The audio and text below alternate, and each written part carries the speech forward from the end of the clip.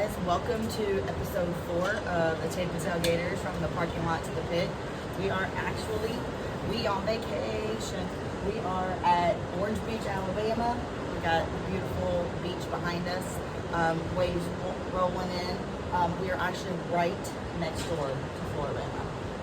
The kids are on spring break. It's been really cool because Brayden's spring break lines up with Maddie's spring break, high school and college. So just to get us kicked off here, Chris is he's sick and he's on Jenn Brown mandated football rest.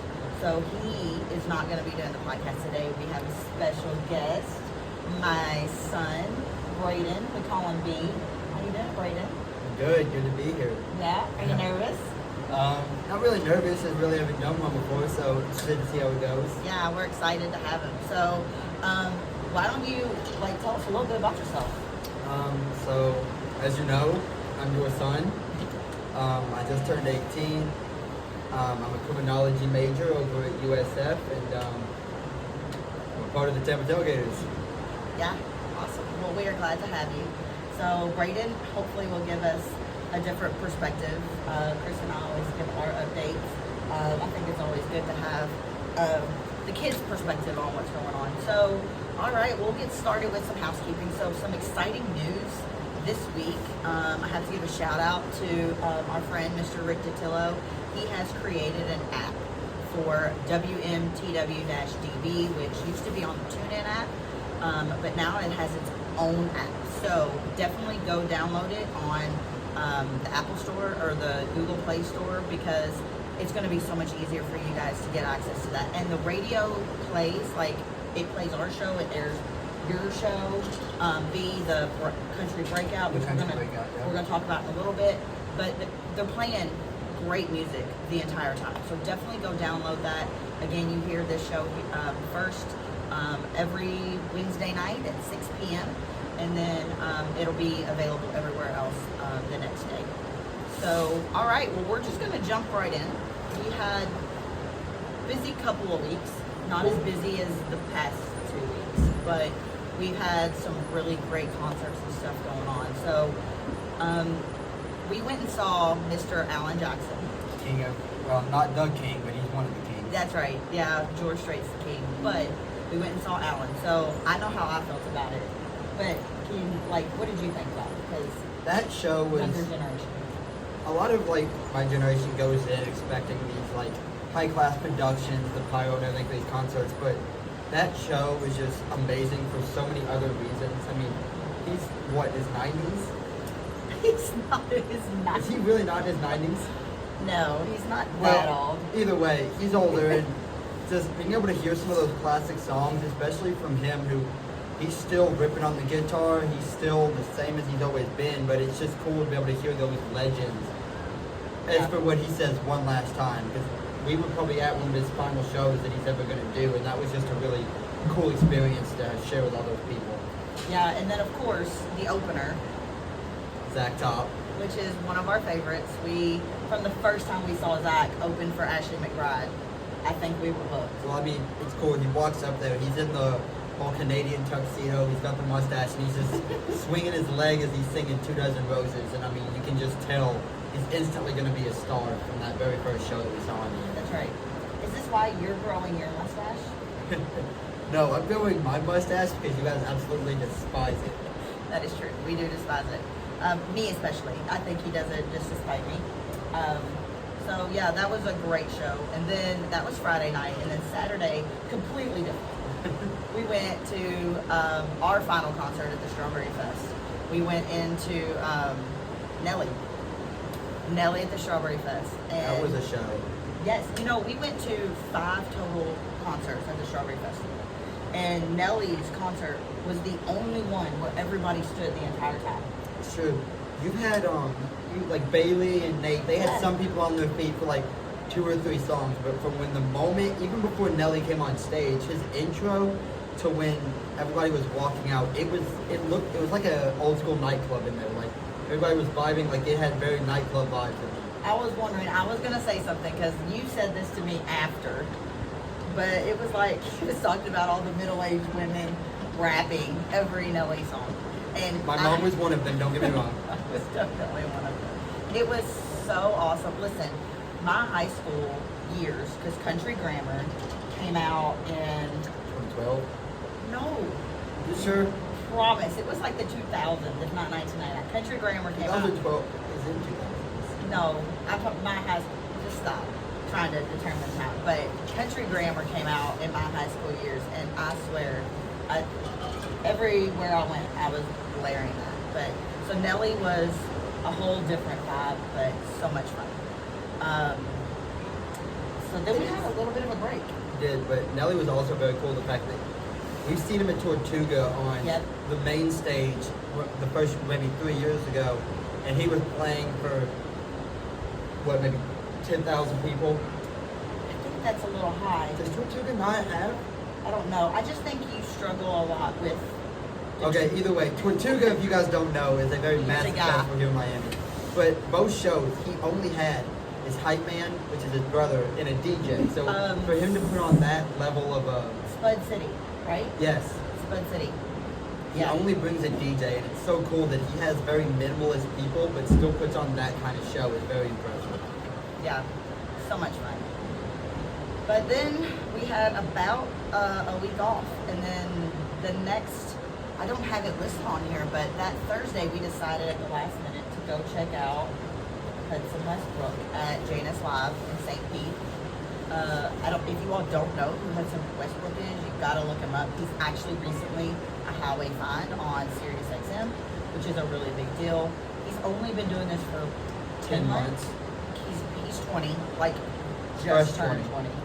And he has been killing it. So we decided to go to see him. I don't know what I was expecting, but he just, the whole, like, granted, what do you think the ratio of girls to guys was?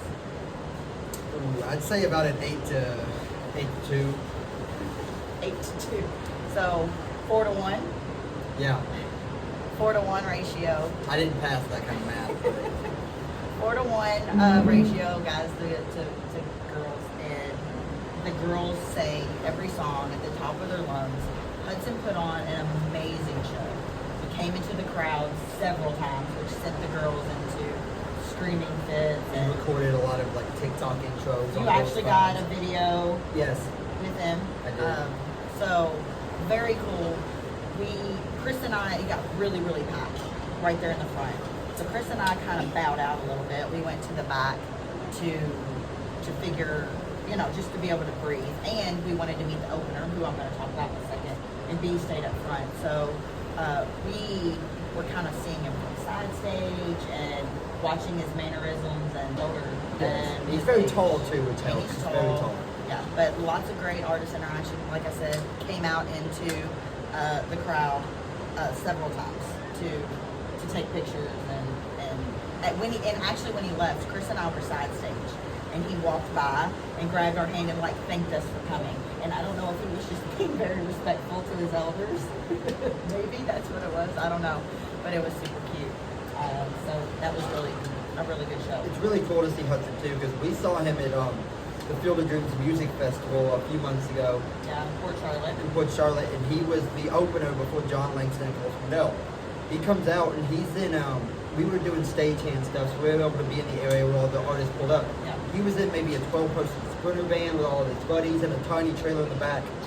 And we pull up to Janus Live, and it was right across the street was parked this huge tour bus that some of these arena-level headliners are on, and it's just crazy what in 10 months this kid is experiencing the level of fame, going from barely able to afford a van and riding down the highway to a full tour bus and record label production.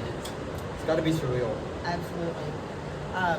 We actually saw Hudson a little bit later, or that weekend too. We're going to talk about it some more, but I think it's a great point. I know we talked about that a lot, of like just being able to see kind of the stepping. So Hudson was Thursday, and then Friday we went to see Lanco at one of our favorite honky tonks, the Dallas Bull. We did a giveaway for that concert as well, so we were able to get some followers of ours to come. Maddie couldn't go; she's not 18 yet, but we got to do a meet and greet and an acoustic sound check before the show, which was super cool, very intimate. They're very down to earth guys, I think. Very alright. Yes, Brayden Lancaster, who is the lead singer, he was joking he was spending the whole day at Busch Gardens. So he was out at Busch Gardens all day, swooped in to do this meet and greet, and he sang, I think they sang Greatest Love Story. They did three. They did. We're gonna make. Or no, they said we grew up together. Born to Love You and Greatest Love Story, but they did acoustically. Yeah. So Lanco is one of those. I know you all have heard of them, but they had a big album back in 2013. Hallelujah Nights. Hallelujah Nights. So Born to Love You, Greatest Love Story. It was #1 album. It won awards. Like they were on their trajectory up, and then they kind of took a break. Several of the band members had kids, focused on their family life, and now they're trying to come back and they've released their sophomore album, I want to say a couple of months ago, or was it that long? It dropped right around Maddie's birthday, the weekend of Maddie's so trip to Nashville, January. so around January. So around January. Oh, that's right. 'Cause we were at the Ryman Down debut party. That's cool. That's right. I forgot you all were there. While we were at the NSR party, they went to the Ryman to see the Lanco album release party. And we actually learned an interesting story at that. Huh? So, Lanco's actually made country music history with a pretty big achievement. So their #1, their first album, Hallelujah Nights, their debut went #1. They were the second band ever in country music history to do that, following Alabama's footsteps. So only the freshman album. Only two bands have gone #1 on their debut album, Lanco and Alabama. Wow. So that's a lot of something people don't know, but they've actually made pretty big history with that. That is amazing. I did not know that. They had about 3 #1s just off that debut album alone. So now they're trying to come back, get into it. So they released their sophomore album, like I said, 2 months ago, January, called We're Gonna Make It, which is a super cool, and we actually in the meet and greet got to find out the We're Gonna Make It isn't just kind of what people might think about, oh, we're gonna make it in this industry. It has a whole other meaning. And one of the ones that really touched me was the drummer mentioned that his nephew, his nephew got cancer and passed away from cancer. 2 years old. 2 years old. And that song for him is really like, we're going through a really tough time, but we're gonna make it. So it was a mantra that him and his family really used for that. So it's got really powerful messages behind it. So We're Gonna Make It is their second album, which has, I think the first single they released was We Grew Up Together featuring Cody Asbury. and I know you have a story about this that they told at the Ryman, kind of what We Grew Up Together really means. So that song to them is, of course it has its obvious meaning of they're growing up because they had kids so young, but it also, like, there's lines in that song of, you learn to talk, I learned the things I shouldn't say, and I did not learn that, by the way. it's kind of like the story they told before. They've all had kids, and they took this hiatus, all this time writing songs, and now that they're back on the road, they're having to relearn how to do all of this stuff when they're older, they need to be more mature. They're not out on these tours partying and all this stuff anymore. They're learning how to navigate these shows in a new part of their life, with their families involved, which they've never really had to navigate before. It's really cool that you got to hear that story. So Lanco was great. So energetic. So energetic. Not the show I was expecting. So my favorite part was when, literally, the whole band comes into the crowd, all 5 of them. Hops over the barricade on the box. Hops over the barricade right next to us, onto a box, and sang 3 acoustic songs. Stick Season, something like that, and No, it wasn't something like that. It was A Great Day to Be Alive, by Travis Tritt. something like And that. Springsteen. Oh, then I'm wrong. Yeah, Springsteen. He didn't do something like that. It's okay. We get confused. We go to a lot of concerts, but Springsteen, Stick Season, amazing, and A Great Day to Be Alive. So that's kind of I feel like Lanco's got that positive energy all the time. They're always kind of looking for a way to be positive. So we had a great time that night. I ended up with, thanks to B, I got a set list, and the entire band signed it. I collect set lists, and my son has graciously jumped in and helped me acquire several of them. So that was a great one. We Sometimes also you just gotta plead with security to let you into areas you're not supposed to be. sometimes it works. We also want to talk about the opener of that show, but I think we want to talk about that a little bit later, right? Yeah. So we'll come back to the opener for that show. And then, listen, the big update, which I think we're going to have this week, is the Clewiston Sugar Festival. So this was the first festival that we were officially working with. We got some media passes. Sorry if you all are hearing background noise. Like I said, we're on location here. But we got some media passes. We got to do some sponsor tent, and then we also got to do some meet and greets and get some really up close content of the festival in general, but also the concert part of it. We did. So I was gonna say, for the first time, we introduced our correspondent microphone, and for those of you not watching but listening, it's basically, you know, what you see the reporters using. We had a shout out to Logan, who was our main correspondent. He did a really great job doing some really off the cuff interviews with several people from the festival. The Duck Man, which I wasn't there for this interview. Well, so what was the Duck Man? So his name's Riley, but he goes by the Duck Man only. He travels around all these festivals and deals with so like those screens that you see all around that show the artist. He's in control of flicking to the different screens of cameras running around and getting the best views possible for. So say Jake Owen was going around and signing stuff, he would flip to that side so you could get a close up of Jake in the certain area. So he I always switched wondered who between did all that.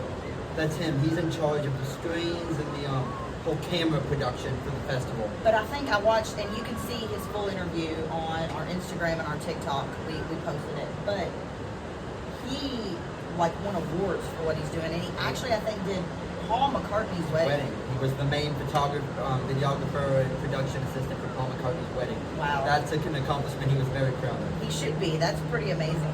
So we had that interview. We also met one of our followers who noticed us and said that they followed us, Scooter Bobby. Super cool guy. Definitely follow him. He's got YouTube, Instagram, TikTok, but it's just Scooter Bobby. Shout out to him. A lot of fun.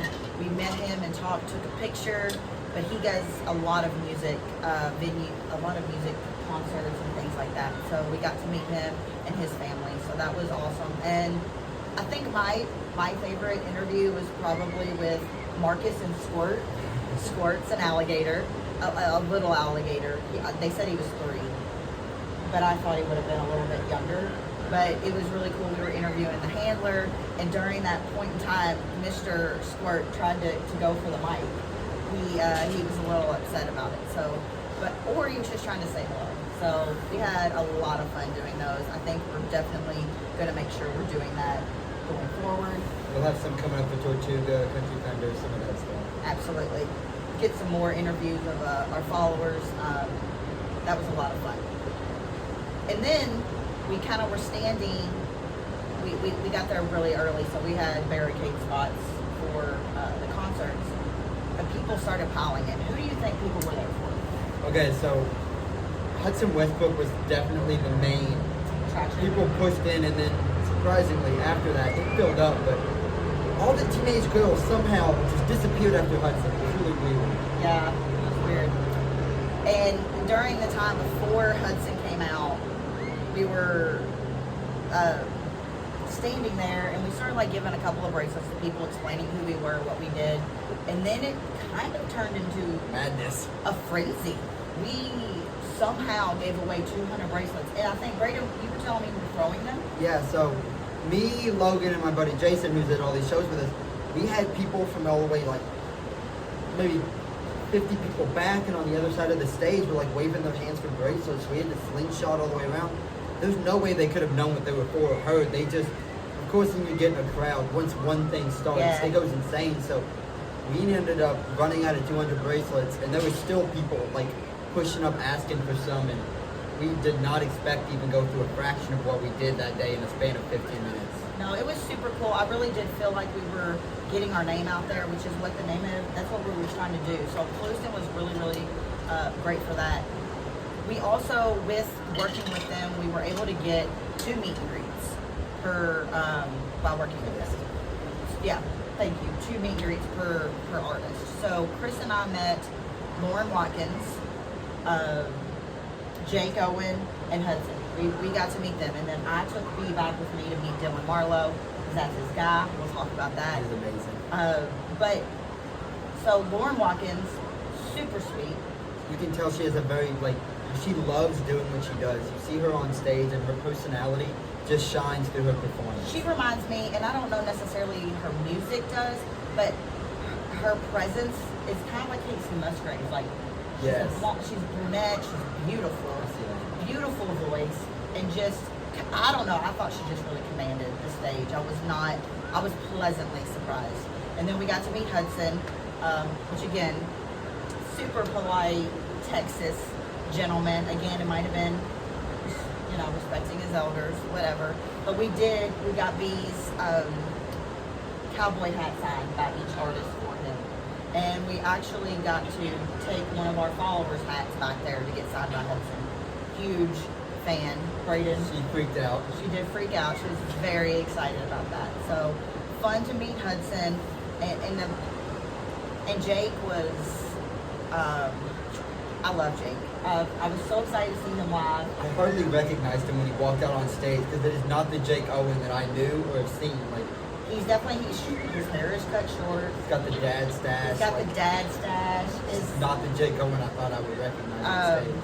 But he was a lot of fun. So we had a great time getting to meet all the artists. So shout out to Clewiston Sugar Festival for giving us that opportunity. We got some great pictures. We'll be posting.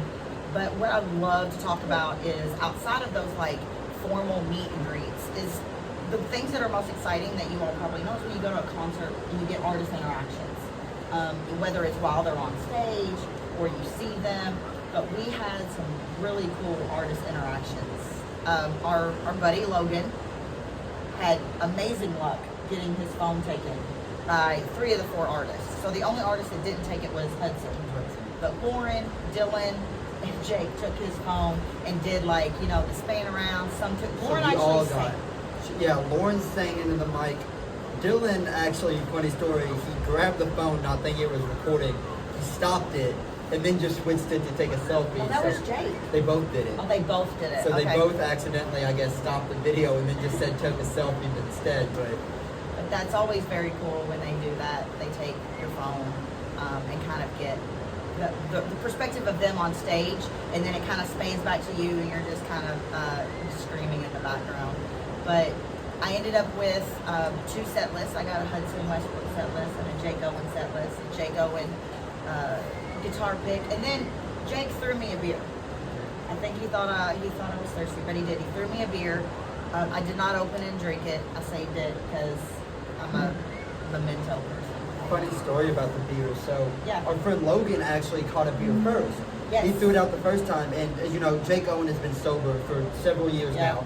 So he has his non-alcoholic beer. The athletic brewing, so he can still hang out on stage and drink with everybody. But so my buddy Logan caught one of his unalcoholic beers.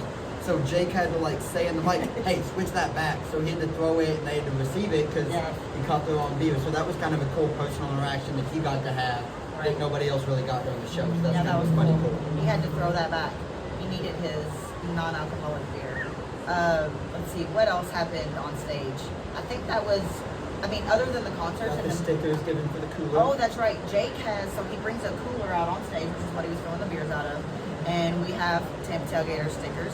If you want some, message us. I think minimal fee, we can get them mailed out to you. But Brayden actually got to hand him the stickers, and we told him it was for his cooler. So hopefully at his next concert, we'll be able to see our sticker on the cooler. So that was very cool. But the music from all 4 was great. Had a great time. I think as we were leaving, we did an outro that we put up on our pages, but we were all sunburnt, tired because we stood all day. Brayden had a little bit of heat exhaustion. Yeah. You might be able to see the farmer's tan still recovering from that. Yeah, Brayden got a nice little farmer's tan. He's trying to even that out now. But it was a long day, but so worth it. It was a really well-ran festival. I suggest you all definitely look it up for 2026. They pull in some really great acts, but they have a lot to do outside of just the music. So, yeah, I think, oh, and then as we were walking to our car, Yes. the best surprise, Brayden was kind of bummed he didn't get to meet Jake. Oh, and we did get to talk about Dylan. Talk about Dylan, the meet and greet with Dylan. Okay, so my meet and greet, when we learned that we were going to be working with the festival, of course, and we knew we got 2 passes, my one request was I really wanted to meet Dylan Marlowe. Of course, Jake Owen was mom and dad's person, so that's understandable, but I've been a big fan of Dylan since Record High and all these OG releases, so I really wanted to meet him. And we go back there, and of course, he treats every single fan that he got to meet as one of the dudes. He like dabs up, he talks, he's like great to meet you. Like, you can just tell he's an authentically good person. It's not an act, and he's just a really cool dude to meet. Like, And he signed your cowboy hat. yeah, too, right? he signed my cowboy hat. And then funny story after that, I didn't get time in the meet and greet, but after I got all my friends around the stage to yell Connor Smith sucks because him and Dylan. Explain that, yeah. So I love Connor Smith. I'm a big fan, but one of Dylan's things is they're going on tour, best friends, but they're rivals. So they like snuck in at each other's shows with posters that says either Dylan Marlowe sucks or Connor Smith sucks, just to prank each other while on tour. So now it's kind of a thing to do when you go to those shows. It's like an interactive part with them. That's funny. Yeah, Dylan was a little cutie. He rocked the stage. He too. rocked it. His presence is great. And funny story was, I think we saw him backstage while we were waiting for the meet and greet. Yes. And he had a long sleeve, like it was hot. He had his long sleeve camo hunting shirt on. He had a long sleeve camo hunting shirt on, and it was hot this day. It was like 88 degrees. Summer brutal. Yes, and he said, I didn't bring a short sleeve shirt. So the next time we saw him at the meet and greet, he had on a Jake Owen t-shirt. Jake I think Owen his t-shirt on. manager went over and grabbed him something Yeah. from the merch. Which is perfect because he went on tour with Jake, right? He did. They well, not for Jake. Him and Jake were both on Dan and Shay's summer tour. That's right, not last year. Mhm. And we missed that in Tampa because Show me we what were we missed. in Boston for Kenny, right? It was a bummer, but glad we got to see him this time catching. But as we were leaving, walking back to our car, we see Jake Owen hanging out back by his bus. So we ran over there. I got him to sign my set list and the beer I caught, and Brayden got to talk to him and get a picture with him. I So did. That was really cool because the thing about that festival is it's very interesting because like of how respectful some of the town folks are about the artists they bring, the small town feel. Because security really wasn't that. Like they had their areas set up, but it wasn't like these high gated up areas. It was kind of like a mutual respect between the fans and the artists where they weren't trying to sneak into their personal area. Like nobody was really rushing to Jake. They were kind of just hanging out, talking. So it's kind of that small town feel where that it was town a was respect, really cool. very Everybody, respectful. so nice. There We really had- was no issues at the festival No. either, security wise. Like no issues. It was I have to give a shout out to Julia DePloy. Like we worked with her. It was just a really well run festival, and we are just, I keep saying it, but we want to be back so bad for 2026 because we had such a great time. So It was a highlight for it sure. was a highlight. But yeah, so great day, but again, we were sunburnt, tired, driving home. I mean, we were just exhausted, but it was so worth it. We had such a good time and got some really great content that's out there. Definitely go check it out on all of our socials. So, And we were running off 3 hours of sleep. Got oh home my from gosh, the- I didn't even think about We saying got that. home from the Dallas Bull, the Lanco show. Of course, the Dallas Bull shows are always, main act doesn't go on until about 10. So, Which is way too late for my middle-aged friends out to there. be fair, the artist thought so as well. Yeah. He's like, I can't believe I ain't going on until 10. I got little kids. Yeah. But we got home for about maybe 1 a.m. for that show. I think it was later than that. I think It was like maybe about 2. And then I went to sleep around 3. We had to get up at 4:30 to drive down to Clewiston for this festival. So Because it was a 3.5 hour drive. It was. And while Yeah. it was a great time, we were there all day shooting festivals. We were just so ready for that break after. It was a great time, Yeah. but we were. Yeah. The Dallas Bull show probably wasn't as well thought out for that next Saturday show. as we No, thought. thinking through, it was not. But it worked. It worked out. It was fine. But you're right. We were going on very little sleep. We did not think that through. But anyway, Clewiston, that rounds out kind of our recap of what the concerts we went to. That festival was amazing. We had a great time. I do want to highlight one thing for Hudson. So his newest song, House Again. Check it out. Great song. Oh, it's not coming out yet. That's not out yet. I'm talking about his latest that's out is House Again. Go check it out. Every time we heard that song, sing along. Like you couldn't even hear Hudson singing. It was the crowd singing with it. So that was really great. But yes, Brayden, we got to hear his unreleased song that I think is coming out Friday. Yeah, the 21st. It's coming out this Friday, the 21st, is Weatherman. So definitely check out Weatherman when it comes out. I think you could probably go out there and pre-save it. Okay. Yeah, so definitely do that. Another great song. But that wraps up our recap. What I wanted to do, because in our origins, Chris and I did a lot of talking, question and answer about some of our favorite memories and things like that. I really wanted to kind of get B in on it this time since he's here. So I wanted to ask you a few questions. Are you good with that? Yeah, let's do it. All right. What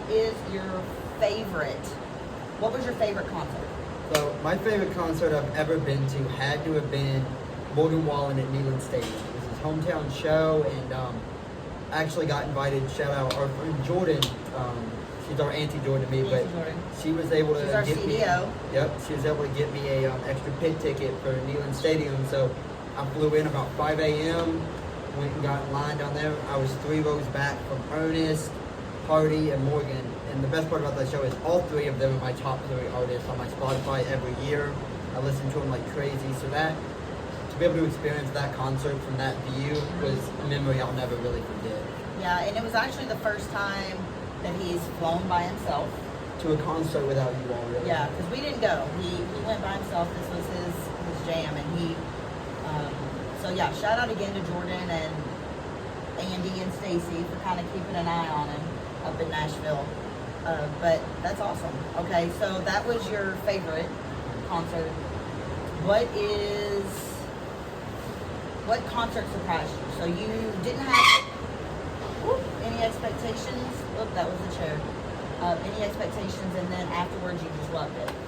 So a concert that really surprised me the most was Kit Moore. So Oh yeah.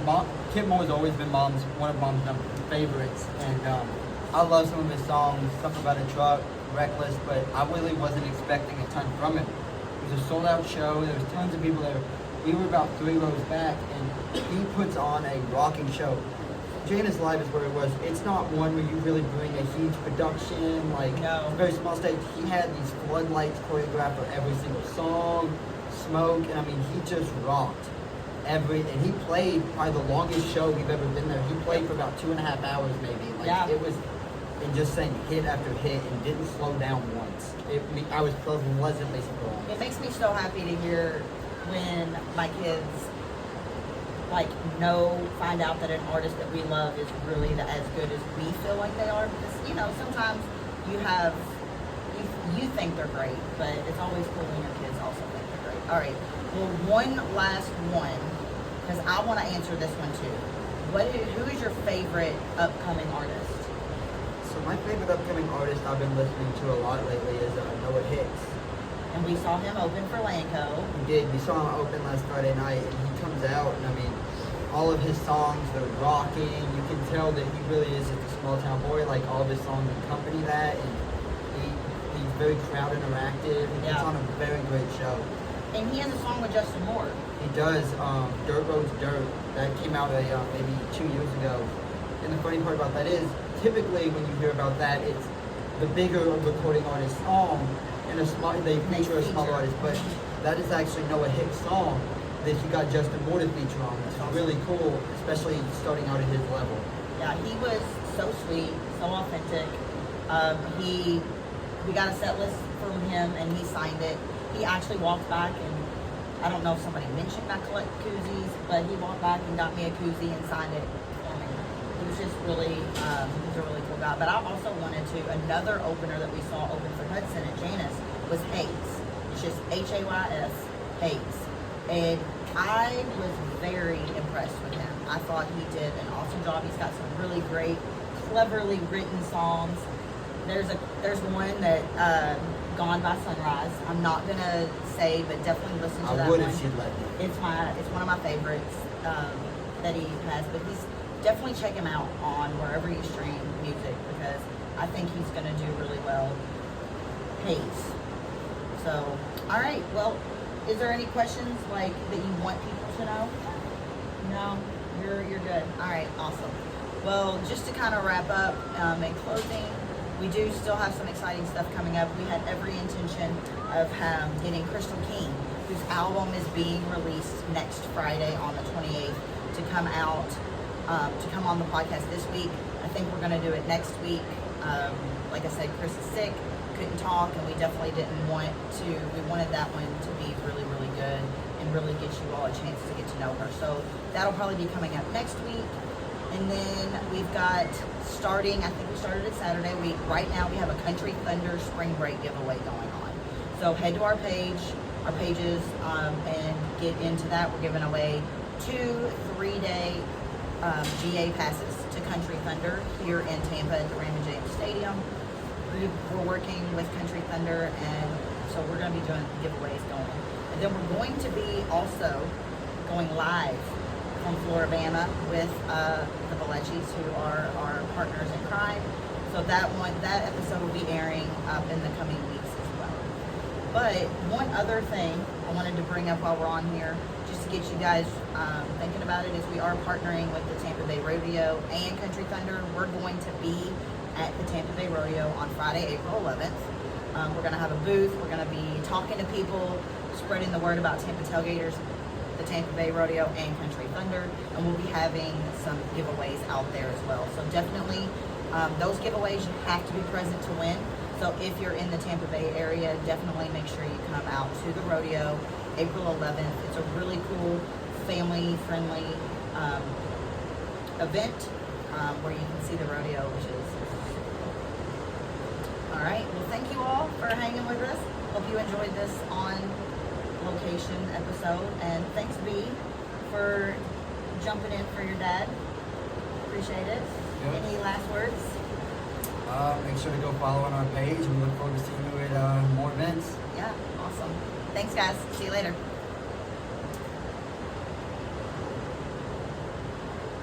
Not bad, right? You should have plugged your personal page. Huh? You should have plugged his personal page. I thought about it, but